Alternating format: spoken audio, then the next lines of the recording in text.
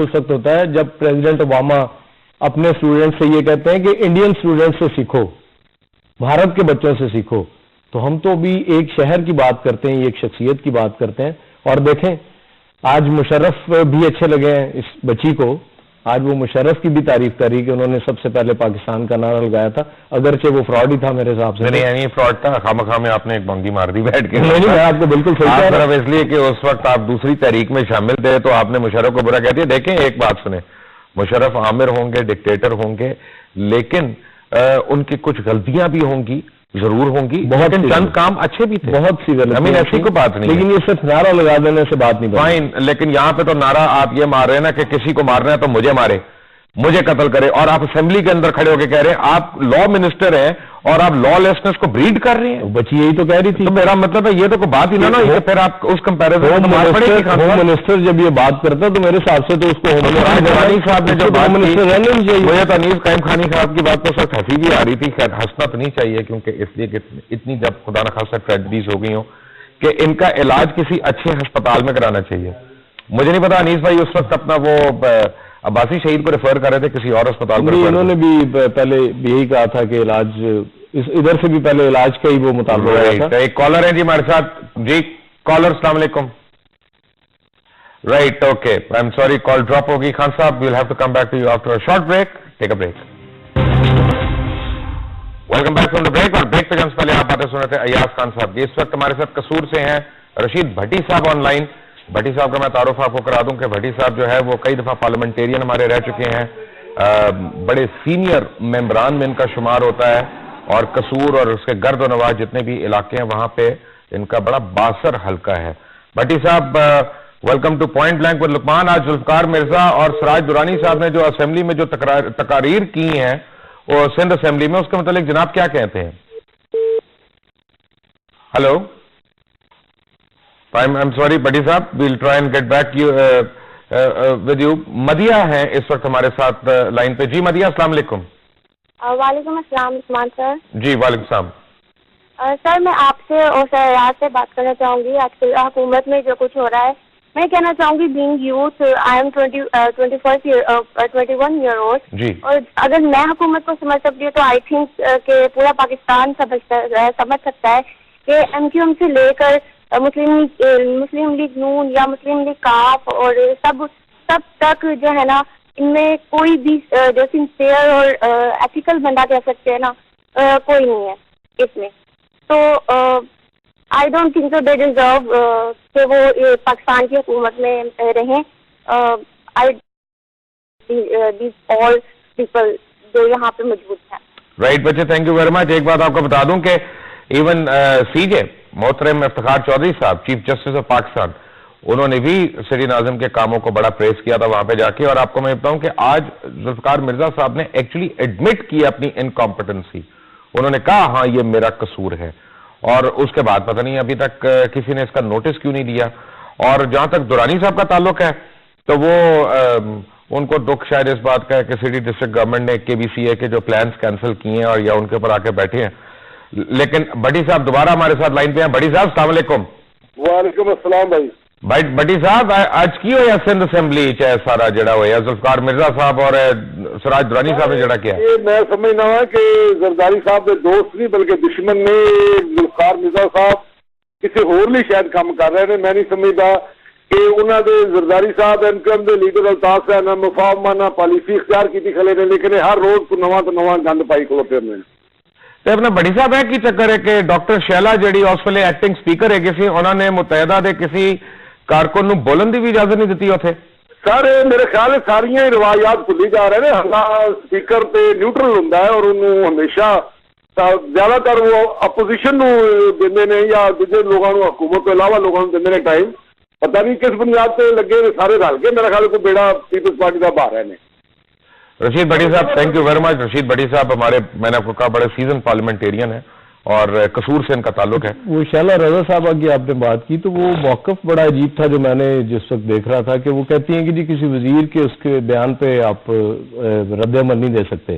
میرا خیال ہے وہاں بات کرنے کی اگر اجازت دے دیتی وہ تو مسئلہ ہی نہیں ہونا تھا. اور شیلا رضا صاحبہ نے تو ابھی تک قوم سے اس بات کی معافی نہیں مانگی جو پوائنٹ بلینک میں شیلا رضا صاحبہ نے عاشورے والے دن آ کے رات کو یہاں پہ اسٹیٹمنٹ دی. انہوں نے کہا کہ میں نے اس بندے کو دیکھا جو جس نے خودکش بمبار کو پکڑا تھا, اور میں پانی پینے کے لیے بیٹھی اس وقت, اور وہ میرے بالکل ساتھ کھڑا تھا.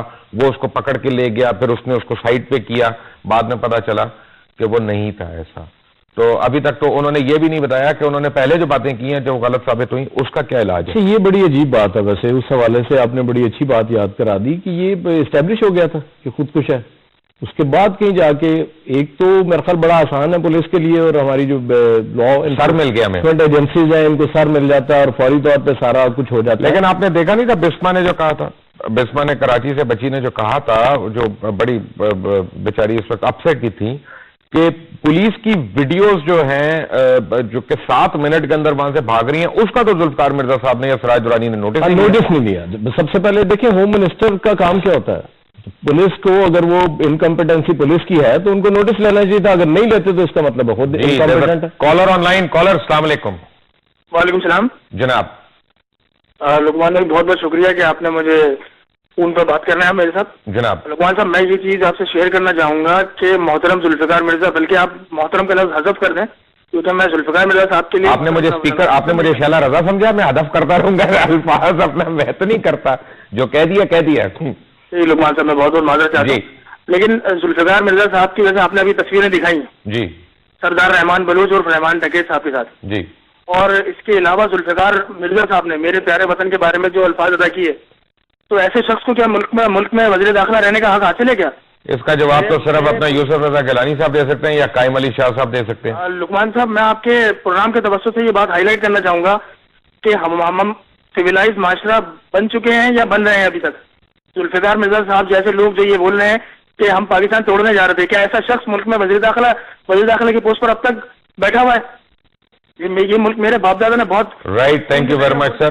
ایاز خان صاحب یہ بڑی اچھی بات کی, لیکن میں تو یہ دیکھ رہا ہوں کہ کرکٹ کا اتنا برا حال ہو گیا, ابھی تک ہم چیئرمین پی سی بی کو ہٹا لیں. لیکن وزیر داخلہ نہیں, یہ بات ان کی بالکل ویلڈ ہے. بڑی انہوں نے اچھی بات کی ہے کہ واقعی اس شخص کا رائٹ تو کوئی نہیں اب کہ وہ. لیکن میں نے یہاں پہ ایک منٹ دیکھیں, وفاقی وزیر داخلہ کی میں نے پھر بھی تعریف کرنی ہے کہ وہ ابھی مجھے پتا چلا ہے کہ وہ کراچی جا رہے ہیں, اور میل ملاپ اس کو ہم نے ریلو کٹا بنا دیا. مجھے تو ادھر سے ادھر کہ ایک عدالت سے ایک شہر میں عدالت بھگتتے ہیں, پھر دوسرے شہر میں ان کی پیشی ہوتی ہے, پھر تیسرے شہر میں ہوتی ہے, اور اکثر ان کو استثناء بھی نہیں ملتا غیر حاضری کا کہ وہ غیر حاضر ہو جائیں. تو اب پھر سنا کراچی جا رہے ہیں اور وہ معاملات سارے 248 میں تو آتے نہیں ہے. بشرا بی بی آن لائن. بشرا جی السلام علیکم. وعلیکم السلام. لقمان بھائی, ہم کراچی میں خواتین ان حالات میں جس قدر کرب کا شکار ہیں اور جو پڑھنے کے لیے نکلی ہوئی ہیں یا جاب کر رہی ہیں, کیونکہ ہمارے آفس میں خود 19 لڑکیاں کام کرتی ہیں. آپ یقین کریں ہر 10 منٹ بعد لڑکیاں باہر جھانک کے دیکھتی ہیں کہ سڑک پہ ٹریفک بند تو نہیں ہو گئی, اور جیسے ہی ان کے گھروں سے فون آنے شروع ہوتے ہیں وہ چیخیں مارتی روتی جلدی جلدی برقعے پہن کے بھاگتی ہیں. اور پھر کون سے گروہ ہیں جو راستے میں تاک لگائے بیٹھے ہوتے ہیں, وہ لوٹ مار بھی شروع کر دیتے ہیں, وہ گاڑیوں میں بھی چڑھ جاتے ہیں اور بچیوں کی عزتیں بھی برباد ہو رہی ہیں. ایک عذاب کے اندر ہم کراچی کی خواتین گزر رہی ہیں.